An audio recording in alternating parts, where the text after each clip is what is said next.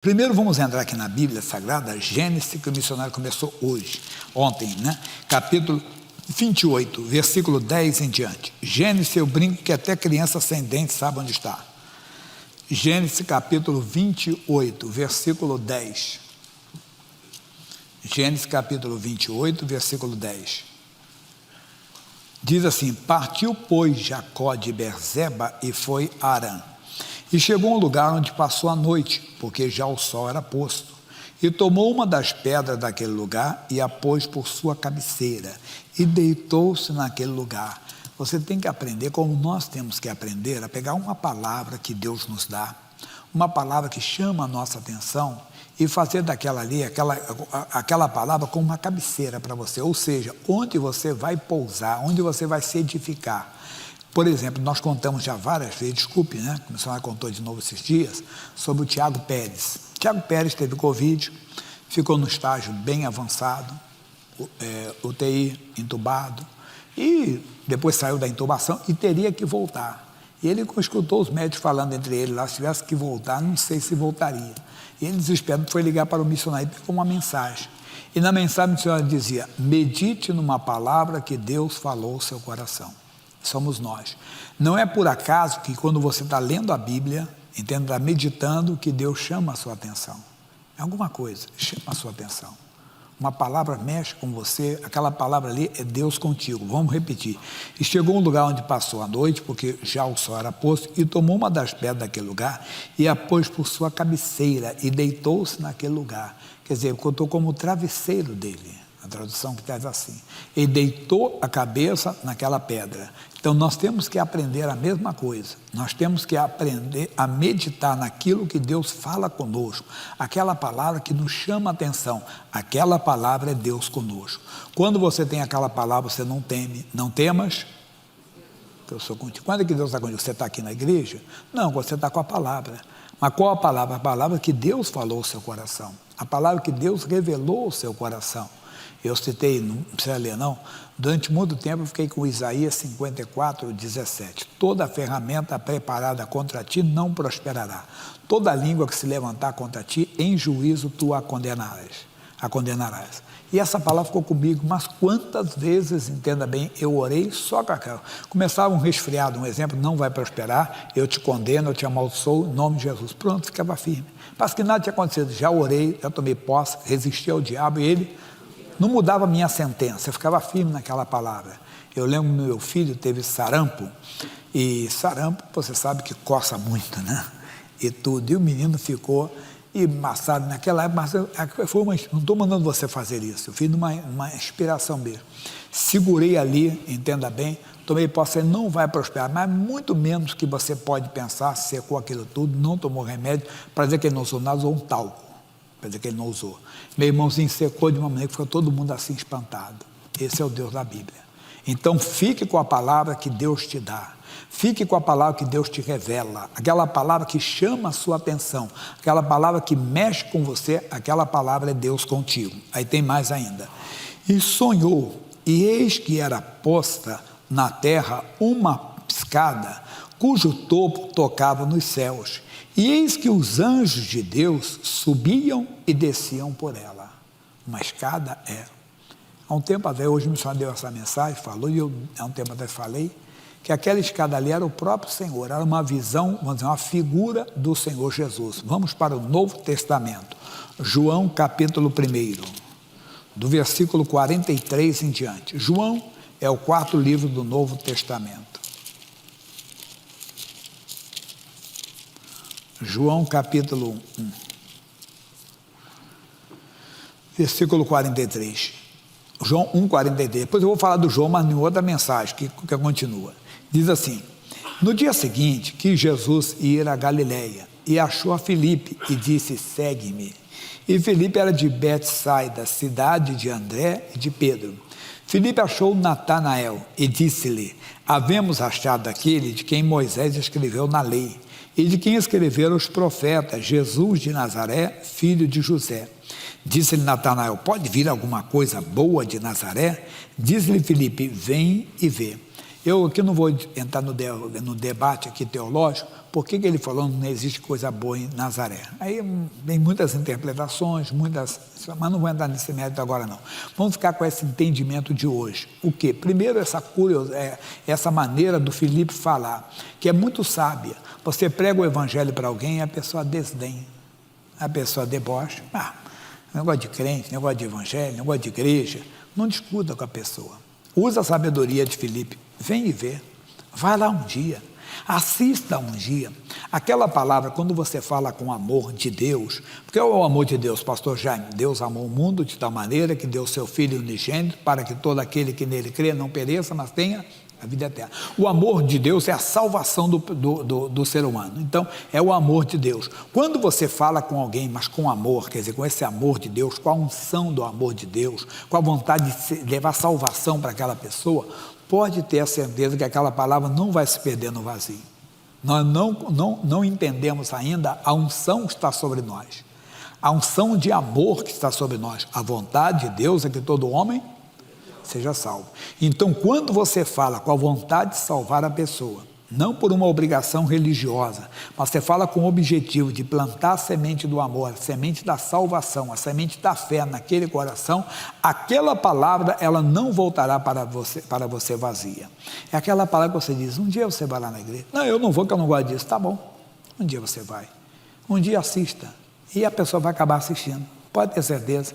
Aquela palavra ficou ali, ó, martelando, né? Ela fica ali dentro da pessoa, até que a pessoa abra os olhos e realize. Então, nunca use, o Filipe nos dá a sabedoria, não discutiu, não brigou, não falou nada. Só falou, ó, vem e vê, vamos lá um dia, vamos comigo, ou assista um dia o programa, um dia vai lá para você ver. Já ouviu alguém falar sem querer, querendo?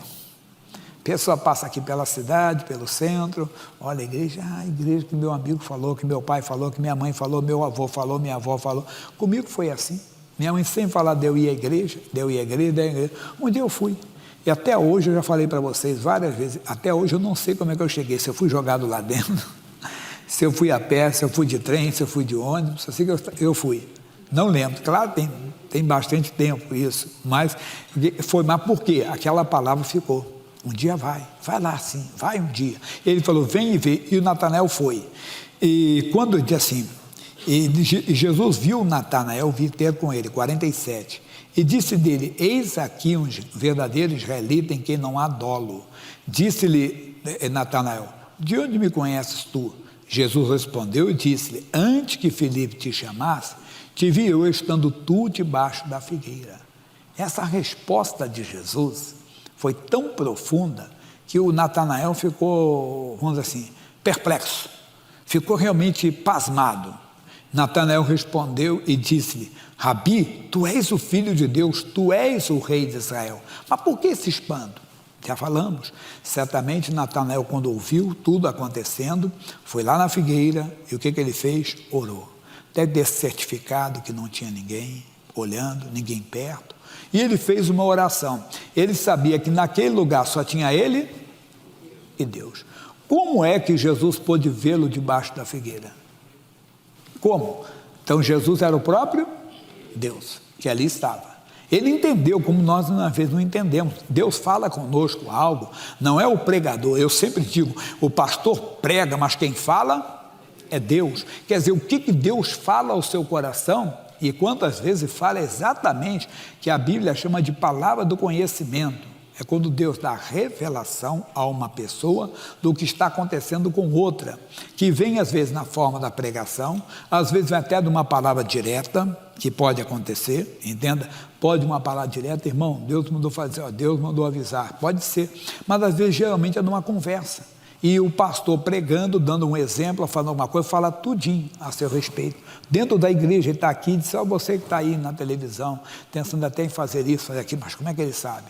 Você que já até como uma senhora, já comprou até o veneno para se matar, que negócio é esse? Você não vai se matar nada, Jesus não quer que você morra, Jesus quer lhe dar vida, quer solucionar, quer mudar a sua história, então vem. E quando o Natanael falou, ele ficou então perplexo. Peraí, não tinha ninguém, só tinha eu e dele. Então ele disse, tu és o rei de Israel. Nosso versículo, Jesus respondeu e disse, porque te disse, vi-te debaixo da figueira, crês? coisas maiores do que essas verás. Nosso versículo. E disse-lhe: na verdade vos digo, que daqui em diante vereis o céu aberto e os anjos de Deus subirem e descerem sobre o Filho do Homem. Opa! Não foi isso que Jacó disse? Olha só o que o Senhor Deus falou a Jacó. Ele viu uma escada, entende? Naquela escada os anjos de Deus desciam e subiam.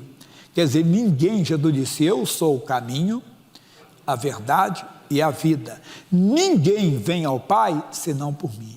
Ninguém vai ter alguma coisa de Deus se não for por Jesus, por essa escada. Não tem outra maneira de você alcançar o topo do céu.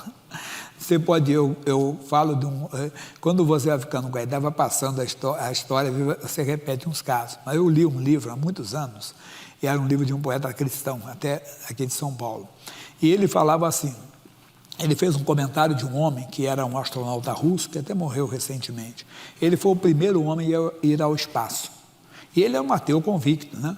E quando ele entrou, quando ele voltou do espaço, ele disse na entrevista dele: eu fui aos céus, acima das estrelas, eu não vi nem Deus, nem anjos. O que ele estava fazendo? Tirando, né, uma onda, ironizando o pessoal que crê em Deus. Disse: eu não vi nem Deus, nem anjos. Aí o poeta cristão nos dá uma lição: não briga não discute, eu sou ateu, eu isso, não aquilo. Não, primeiro que ateu é uma opção, nada. Quantas pessoas bondosas não conseguem crer. Eu li uma vez um homem muito, mas assim, família mesmo, ele diz: olha, eu não consigo, eu admiro quem crê. Quer dizer, ele como ateu não falava mal de um crente, de quem crê. E às vezes o crente quer falar mal de ateu. Não tem que falar mal, tem que falar bem, entenda bem. E ele falou, ele é um bom homem. Sempre eu acompanho, ele fala assim, de coisas de família. E ele falando assim: olha, eu admiro quem crê. Ele disse assim: eu acho que eu tenho até uma inveja de quem crê. Ele falou assim: porque eu não consigo crer. Eu gostaria de crer, mas não consigo crer. Então tem que orar por ele, não é verdade? Mas ele não vou dizer que é porque ele é ateu, que ele... Não. Um homem de família, um homem de caráter, um homem trabalhador e tudo, entende? Mas aí no caso do homem, então o poeta cristão teve sabedoria para responder. Como é que ele respondeu? Com a Bíblia. Ele disse assim: pobre homem, ele não sabe que só os limpos de coração é que verão a Deus. Ele citou exatamente Mateus 5,8, quer dizer, você pode ir à Lua, você pode ir para Marte, pode encontrar até lá um marciano lá, mas não vai encontrar Deus. Deus você encontra na palavra. É aqui, Jesus está dizendo aqui: você verá os céus abertos, os anjos de Deus subindo e descendo sobre o Filho do Homem. É isso que você precisa, de abrir o coração para a palavra e se agarrar àquela palavra que Deus falou com você, fazer dela a sua cabeceira, e dormir em cima dela, como Deus disse para Josué: medita nela quando? De dia e de noite. Quer dizer, não abandone nem na hora de dormir, durma com aquela palavra, medite naquela palavra. Como eu falei de Isaías 54:17, pode ser outra com você, uma palavra que Deus chama a sua atenção, fala com você, segura aquela palavra você encontra Deus. Naquela palavra você vê Deus em ação, você vê Deus se manifestando, como aqui, matéria nova. Vamos para Atos, depois de João, Atos, capítulo 12. Atos, capítulo 12. Uma leitura rápida, tá? Por aquele mesmo tempo, o rei Herodes estendeu as mãos sobre alguns da igreja para os maltratar, e matou a espada Tiago, irmão de João. E vendo que isso agradara aos judeus religiosos, continuou mandando prender também a Pedro, e era um dia dos asmos. E havendo prendido, o encerrou na prisão, entregando-o a 4 quarternos de soldado, 4 grupos de 4, para que o guardasse, querendo apresentá-lo ao povo depois da Páscoa. Pedro, pois, era guardado na prisão, mas a igreja fazia contínua, constante oração por ele a Deus.